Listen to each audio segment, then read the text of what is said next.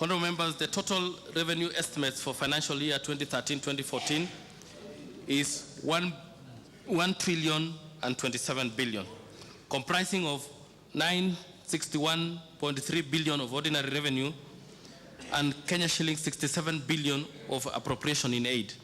The total revenue estimate represents an increase of 7.5% over the budget estimates for 2012-2013. As a percent of GDP, budgeted revenues are estimated at 24.7% in 2013-2014. Honorable members, the targeted revenue is predicated on projected economic growth, but takes into account the challenges we have had in the past 2 years, especially with the collection of VAT.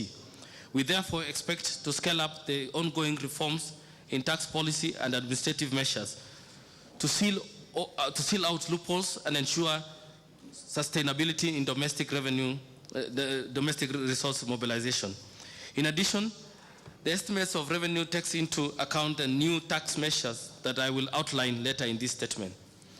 Honorable members, with respect to expenditure, a total of 1,640.9 billion, including contingency provision, county transfer of 210 billion, and allocation to judiciary and parliament amounting to 16.1 billion and 19.1 billion respectively. Of this, gross recurrent expenditure for the national government is estimated at 955.5 billion. This includes 67.3 billion, which will be financed through appropriation in aid, and Kenya shilling 380.3 billion financed directly from the consolidated fund services. The balance of 507.9 billion represent discretionary recurrent expenditures. Honorable members, the consolidated fund service comprises of Kenya shilling 110.2 billion for domestic interest payment, Kenya shilling 112 billion for foreign interest payment, Kenya shilling 38.2 billion for pensions, Kenya shilling 3.4 billion for salaries and allowances of constitutional office holders, and 1.4 billion for guaranteed debt payment and other non-discretionary expenditures.